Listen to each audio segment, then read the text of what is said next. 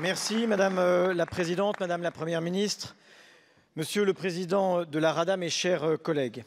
Après avoir entendu le président Zelensky s'exprimer depuis Kiev dans ce même hémicycle en fin de législature dernière et rencontrer le Premier ministre, Monsieur Chimal, dans l'enceinte de ce palais Bourbon, je veux remercier aujourd'hui le président de la Rada pour l'honneur qu'il fait à la représentation nationale française par sa présence.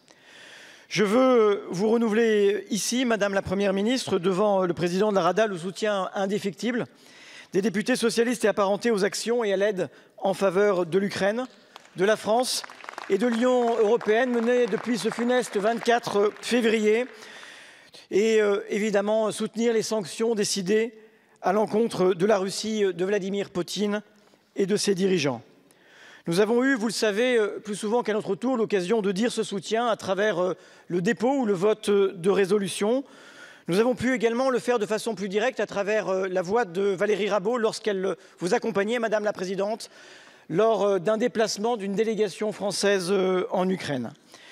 Nous portons aujourd'hui l'espoir, avec beaucoup d'entre vous, et la conviction, je dois le dire, que la victoire contre l'obscurantisme du régime de Poutine est non seulement possible, mais demeure à nous tous nécessaire.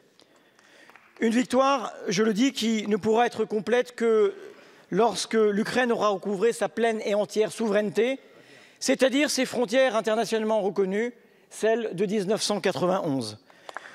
Une victoire qui nécessitera aussi la mise en place d'un tribunal spécial visant à établir et à juger les responsabilités des crimes commis dans cette guerre. Une victoire qui exigera la libération de tous les Ukrainiens déportés en Russie, ainsi que l'indemnisation des crimes accomplis sur son sol. Cependant, Madame la Première ministre, je voudrais aujourd'hui vous interroger sur une autre aide que nous devons à l'Ukraine. Si gagner la guerre est un défi redoutable, gagner la paix civile durable après un tel conflit, n'en est pas moins un défi vertigineux. Aujourd'hui, dans la guerre, l'Ukraine fait montre d'une indéfectible unité nationale et politique qui force l'admiration, mais demain, après la victoire, le pays retrouvera ses divisions politiques, culturelles, comme partout ailleurs existaient avant le conflit. Mais ces divisions se superposeront des cicatrices, les traumatismes de la guerre, l'expérience de l'exil en Europe pour les uns, de l'occupation pour les autres, de la mort aussi, et de la déportation en Russie pour beaucoup. L'expérience de la résistance aux forces d'occupation ou au contraire, parfois, de supplétifs et des lois déjà sur les questions de collaboration viennent nous rappeler cette réalité. Des tensions pourraient se faire jour et avec elles une forme d'instabilité. Alors ma question, comment dès lors faire succéder à l'unité dans la guerre, l'unité dans la paix, la concorde et la réconciliation? Madame la Première ministre, comment la France et ses partenaires européens peuvent réussir dans l'adhésion de l'Ukraine à l'Union européenne ce formidable défi de gagner la paix intérieure? Comment les autorités françaises, aux côtés des autorités ukrainiennes, en lien avec les partenaires européens, peuvent-elles anticiper ces défis essentiels? Je vous remercie. Merci Madame la Présidente. Monsieur le ministre du Travail, aujourd'hui les Français se mobilisent massivement à Paris, à Marseille, à Laval, à Toulouse, à Maubeuge. Ils se mobilisent massivement et partout en France pour dire non à la réforme des retraites que vous voulez imposer. Massivement et encore plus nombreux que le 19 janvier. C'est une protestation de grande ampleur qui vient des profondeurs de notre pays parce qu'elle touche à l'idée même que les Français se font de la justice. Car ils ont bien compris, les Français, qu'avec les 64 ans, c'était les ouvriers, les employés, les salariés qui ont fait des études courtes qui devront faire les plus grands sacrifices et que les femmes, en particulier, allaient être pénalisées selon les mots d'un ministre du gouvernement. Alors, Monsieur le ministre du Travail, pour ne pas brutaliser notre pays, pour ne pas le fracturer davantage, pour ne pas ajouter l'injustice aux inégalités, quand allez-vous retirer votre réforme? Je vous remercie. La parole est à Monsieur Olivier Dussopt, ministre du Travail, du Plein Emploi et de l'Insertion. Merci Madame la Présidente. Monsieur le ministre Garot, vous nous interrogez sur le sens de la réforme qu'elle note, j'ai eu l'occasion d'y répondre. Vous nous interrogez en particulier sur la question de celles et ceux qui commencent à travailler tôt. Le dispositif que nous mettons en place est un dispositif qui permet justement de mieux protéger celles et ceux qui commencent à travailler tôt. Dans le système que nous connaissons aujourd'hui, système que nous connaissons et qui se caractérise par 2 niveaux de prise en compte. C'est ceux qui ont travaillé avant 16 ans, ils sont peu nombreux, et qui peuvent partir à 58 ans, et ceux qui peuvent partir à 20 ans, qui bénéficient, si l'on peut dire, de 2 années de départ anticipé. Nous créons un 3e niveau pour tenir compte de ceux qui commencent à travailler entre 16 et 18 ans. C'est cette mesure qui va permettre justement que l'effort que nous attendons des Français soit le plus justement réparti et de protéger ceux qui ont commencé à travailler extrêmement tôt. Qu'est-ce qui, aujourd'hui, amène les uns et les autres à travailler plus tard? Certes, le relèvement de l'âge que nous proposons, mais il y a une autre raison, et vous le savez. C'est la réforme que vous et moi avons votée en 2013. Vous étiez membre du gouvernement. Lorsque a été voté le passage de 42 à 43 annuités, la durée minimum pour avoir droit à une retraite à taux plein. Et aujourd'hui, je suis parfois moi aussi perplexe. J'entends votre question et je me demande si vous défendez la position de votre premier secrétaire, retraite à 60 ans avec 43 années de cotisation, c'est une machine à décote, ou la position de votre premier secrétaire délégué, votre nouveau premier secrétaire délégué, qui considère que c'est illusoire. Je vous remercie, Monsieur le ministre. Monsieur Garot. Oui. Monsieur Garot. Le débat sera utile, Monsieur le ministre, s'il est de bonne foi et si vous ne recourez pas à la malhonnêteté intellectuelle. Vous avez d'abord essayé de nous faire croire que cette réforme était juste. Personne ne vous a cru. Vous avez essayé de nous faire croire que le régime était au bord de la faillite. Personne ne vous a cru. Et vous nous dites aujourd'hui que les Français doivent faire un effort et que vous voulez imposer les 64 ans. Nous ne vous suivrons pas davantage. Sortez de votre obstination, sortez de votre entêtement et écoutez les Français. Monsieur le Président, Madame la Première ministre, pour la 4e fois consécutive, nous vous interrogeons sur la réforme des retraites et je crains que pour la 4e fois consécutive, vous persistiez. Il y a 10 jours, le ministre Dussopt nous disait que cette réforme était destinée à rétablir un maximum d'égalité. Hier, il nous a dit que ce texte allait nous permettre d'assister, sans ce texte, nous allions assister à une baisse de 20% du niveau moyen des pensions des retraités. Vous-même, vous le défendez en l'insérant dans une démarche de défense du modèle social français. Madame Brigitte Macron, même elle, a dit qu'il était nécessaire pour assurer une retraite aux jeunes. Pendant ce temps-là, le président de la République la juge indispensable quand on se compare à l'Europe. Bref, mes chers collègues, une réforme idéale. La mère de toutes les réformes. Alors que demande le peuple? Eh bien, le peuple vous a donné hier dans la rue, toute génération et tout territoire confondu, une éclatante réponse. Le peuple ne veut pas de votre réforme, de ce nouvel impôt sur la vie que vous défendez avec obstination, quoi qu'il en coûte. Ce que nous savons, c'est que le rendement financier, pour reprendre votre expression, Madame la Première ministre, de votre réforme sert à faire des économies sur le dos des ouvriers et des employés, qu'ils soient issus des classes populaires comme des classes moyennes. Mais ces économies, ne pouvez-vous pas les faire ailleurs que chez les Français les plus modestes? Ce que nous savons, c'est que vous voulez offrir au président de la République sa grande réforme. Alors désolé, mais nous n'avons cure de l'ambition personnelle d'Emmanuel Macron. Il y a d'autres priorités. Quand la fracture sociale s'aggrave, quand l'inflation rogne le pouvoir d'achat des petits salaires, quand des étudiants, des salariés pauvres et des personnes âgées font la queue aux soupes populaires, écoutez les Français et répondez à ma question. Quand allez-vous retirer votre réforme des retraites? Très bien. Merci, Monsieur le Président. La parole pour vous répondre est à Madame Elisabeth Borne, Première ministre. Merci, Monsieur le Président, Mesdames et Messieurs les sénateurs, Monsieur le Président Kanner. Il y a, selon moi, des principes essentiels en politique. Dire la réalité aux Français, sans tordre les chiffres, sans vendre des illusions, sans relayer des contre-vérités. Alors, Monsieur le Président, parlons de faits. Parlons de faits.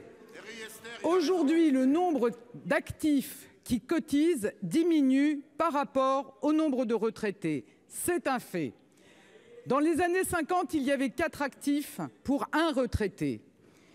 Ils n'étaient que 2 au début des années 2000. Ils sont 1,7 aujourd'hui et l'on sait que ce nombre continue à diminuer. Et ça n'est pas une opinion politique, Monsieur le Président Kanner. C'est une réalité démographique. Une réalité qui menace notre système de retraite par répartition. De ce fait, notre système de retraite sera en déficit dans les prochaines années, des déficits qui vont s'accumuler. Et là encore, ce n'est pas moi qui le dis, ce n'est pas le gouvernement qui le décrète, c'est un fait partagé par le Conseil d'orientation des retraites.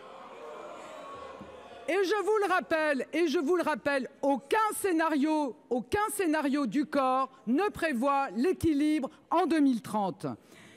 D'ici 10 ans, ce sont près de 150 milliards d'euros de déficit que nous accumulerons et que nous laisserons à notre jeunesse si nous ne faisons rien.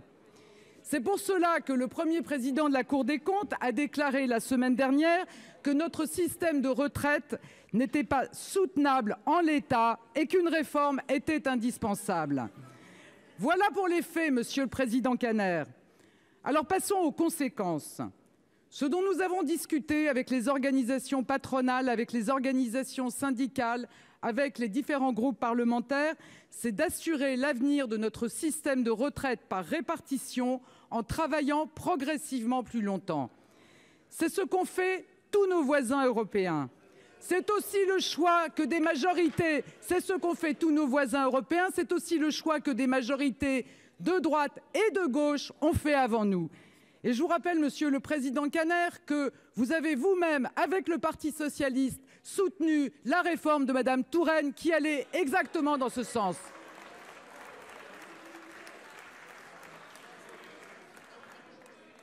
Alors vous avez changé d'avis, Monsieur le Président.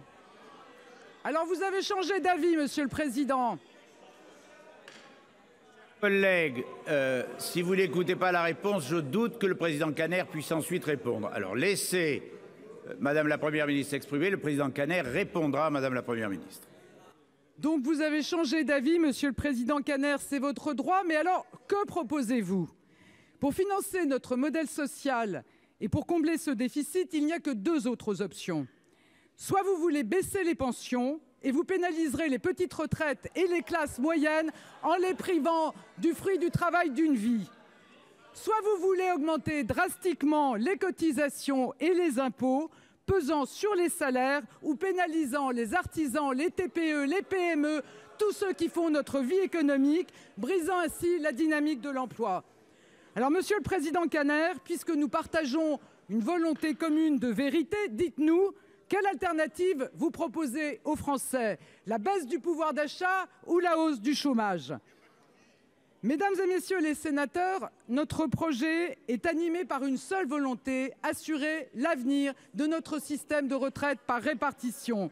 Alors nous portons un projet qui permet le retour à l'équilibre en 2030 en travaillant progressivement plus longtemps. Et je mesure ce que cela représente pour beaucoup de Français. Et je sais que nous ne sommes pas tous égaux devant le travail. C'est pourquoi nous avons veillé à répartir le plus équitablement possible l'effort, notamment en tenant compte de la situation de ceux qui ont commencé à travailler tôt ou qui ont des métiers difficiles. Et je veux le souligner aussi, désormais, les femmes partiront en moyenne plus tôt à la retraite que les hommes, alors que c'est le contraire aujourd'hui. Enfin, cette réforme permettra d'augmenter les plus petites pensions des futurs retraités comme des retraités actuels. Nous pourrions peut-être au moins nous retrouver sur ce point, puisqu'il était porté par votre candidate à l'élection présidentielle. Bien sûr, nous entendons les inquiétudes et les doutes. Nous sommes prêts à enrichir le texte et je ne doute pas que le Parlement y contribuera. Nous travaillerons avec toutes celles et ceux qui partagent notre volonté de préserver notre modèle social. Je vous remercie. Bien, Monsieur le Président Kanner, une poignée de secondes pour répondre dans le calme. Si. Madame la Première ministre, votre réponse est une réponse inéquitable. Vous ne demandez aucun effort aux plus aisés de nos concitoyens. C'est votre choix. Vous êtes la Première ministre des plus riches, manifestement. Moi, je tiens à vous donner ce mot dans une manifestation hier. Écoutez-le et sortez de votre équation comptable. Nous ne sommes pas des feignants. Nous voulons juste profiter un peu du fruit de notre travail avant de mourir. Madame la Première ministre, ayez un peu de bienveillance vis-à-vis des Français. Retirez votre réforme. Merci Monsieur le Président, Monsieur le Ministre, mes chers collègues. C'est la marée blanche de trop. Cette pollution plastique irréversible et fatale à la biodiversité est malheureusement récurrente sur nos plages. Depuis le mois de décembre, la côte atlantique est polluée par des granulés de plastique industriels. Les Sables-d'Olonne, Pornic, le Finistère, la Bretagne, les Pays de Loire ont porté plainte contre X. Vous avez déclaré, Monsieur le Ministre, nous pouvons être fiers d'être le pays le plus ambitieux en matière de lutte contre ces granulés. Merci, Monsieur le Ministre, de reconnaître notre travail parlementaire, puisque c'est grâce à un amendement que j'ai porté lors de l'examen de la loi AGEC que les entreprises doivent adopter des procédures prévenant la dispersion des granulés. Mais, Monsieur le Ministre, l'amendement voté au Sénat était beaucoup plus contraignant puisqu'il obligeait les entreprises à déclarer les pertes et fuites de granulés. Malheureusement, votre majorité à l'Assemblée avait raboté le dispositif. En CMP, alors que j'insistais, on m'opposait l'engagement volontaire de la plasturgie. N'étant pas du genre à m'avouer vaincu, j'ai récidivé par une proposition de loi adoptée à nouveau à l'unanimité au Sénat en réinscrivant en article 1 à nouveau cette obligation pour les entreprises de déclarer les pertes et fuites de granulés de plastique. Merci à mes collègues pour leur confiance.